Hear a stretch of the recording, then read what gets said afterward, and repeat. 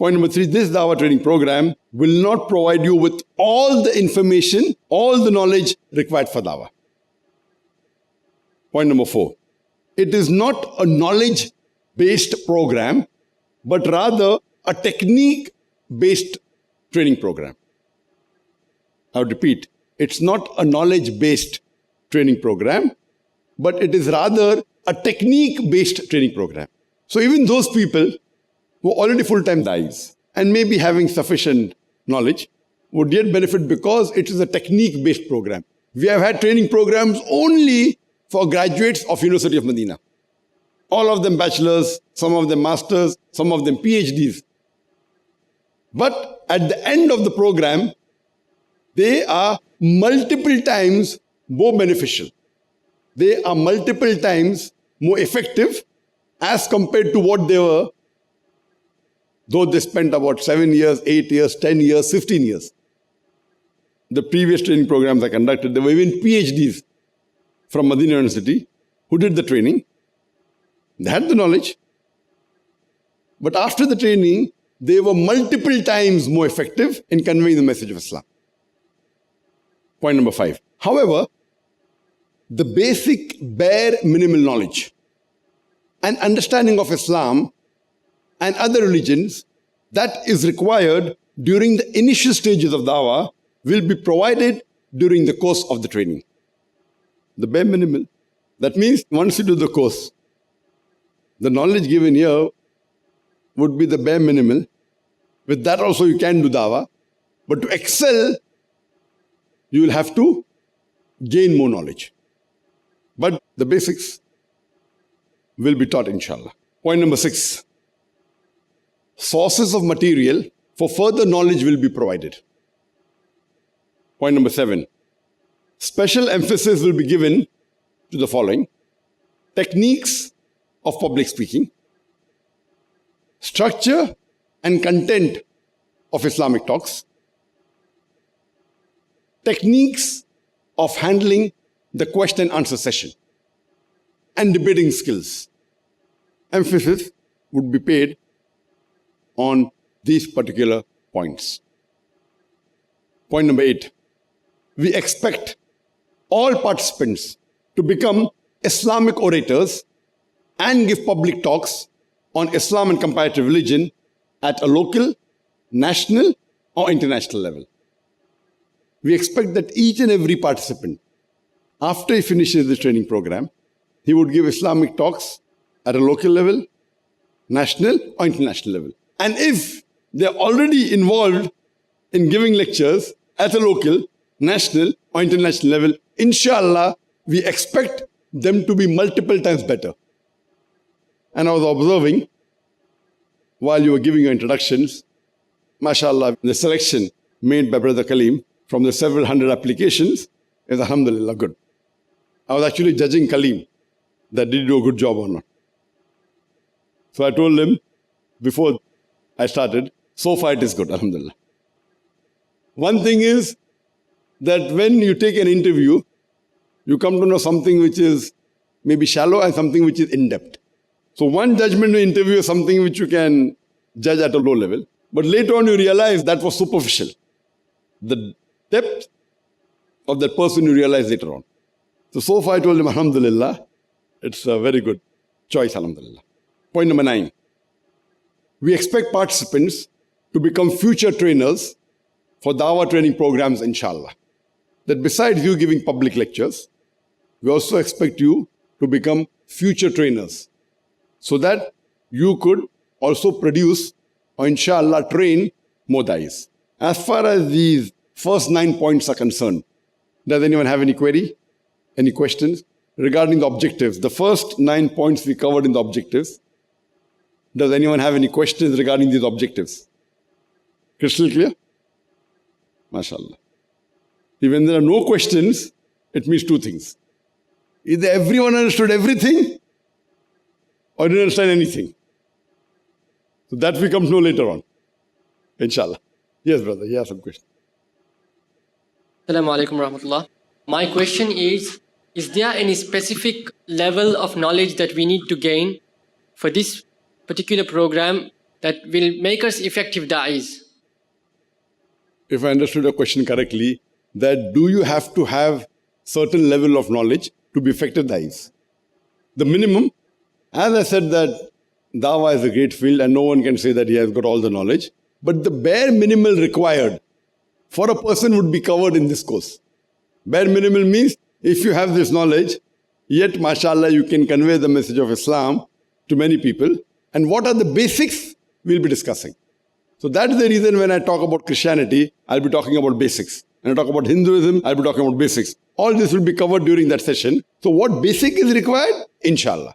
But to do this course, one of the criteria that we were checking when the applications came, number one, as was mentioned in the form, is fluency in English. Since this program is in English, fluency is important. Though we did compromise because we wanted different nationalities and we wanted the training program to be international. So we did compromise on the English depending upon the nationality. But if we had from the same nationality, then but naturally the person speaking better English has more chances. Point number two, we also checked the passion the person has for doing dawah. And that was a very important factor. Though this judgment in interview is subjective. For example, one of the participants got into it because he said, if you don't take me, I'll get a heart attack. I mean, I'm a doctor. Not that I believed in it literally, but I like the passion. Okay, fine. And many a time, many of the courses that we have, whether getting admission to the school, I always check the passion. And there never has been a case, even in admission to our school, that a person who was very passionate and was consistent has not got admission. The person who's consistent shows that he has the passion, and the chances of it being correct is high, but not always 100%. Even the iman keeps on going up and down. Even the sahabas, the iman kept on going up and down, but the lowest level of iman was also very high, mashallah. Though the iman kept on going up and down depending upon the situation of the sahabas, who are the best examples after the Prophet Muhammad. But the point to be noted that even the lowest was on a very high level. So passion was one of the criteria that we checked, which is difficult to judge. And a person who's passionate, even if he knows he's not going to get, he prays to Allah and he keeps on striving. And we'll come to it later on, what is the advantage of striving. So second is passion.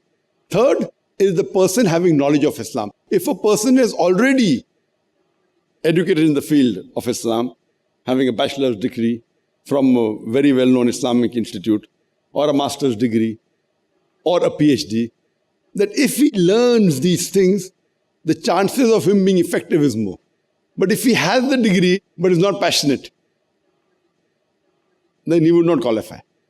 So it was a combination of many things. But in this course, inshallah, irrespective whether you have the knowledge or not, the bare minimal, if you do your homework properly, the bare minimal required for you to be at least a da'i on a smaller level would be sufficient, inshallah. Hope that answers the question. Anyone has any other questions? As far as the first 9 points are concerned, we move on to the 10th point.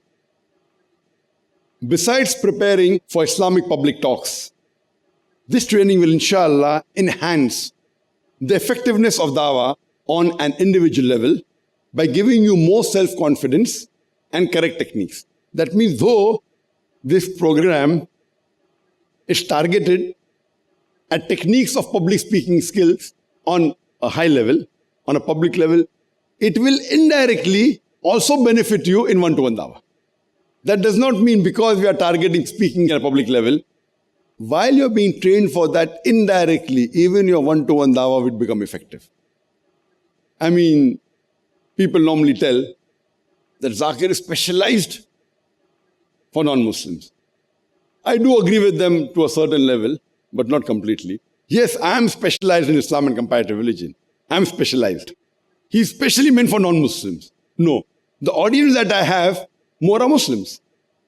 Peace TV is watched by 75% Muslims and 25% non-Muslims. Though my speciality is speaking to non-Muslims, I am doing islah of the Muslims that they should do dawah. So the goal is non-Muslims, but I speak to the Muslims. What I'm doing now? Am I speaking to non-Muslims now? The audience here is 100% Muslims. and more committed Muslims. So though I'm specialized in speaking to non-Muslims, I'm addressing the Muslims to speak to the non-Muslims. So the people watching Peace TV more are Muslims, 25% non-Muslims, 75% Muslims. Though my target is non-Muslim and comparative, what am I doing? I'm getting the Muslims together on a common platform. At the same time, training them how to speak to the non-Muslims. So directly I may be speaking to less of non-Muslims, but finally it reaches the non-Muslims. Alhamdulillah. So saying I'm specialized in non-Muslim is correct, but though I speak to Muslims more. The same with this training program, while you're being trained to speak on a public level, your level of speaking individually one-to-one will also enhance to a great level, inshallah.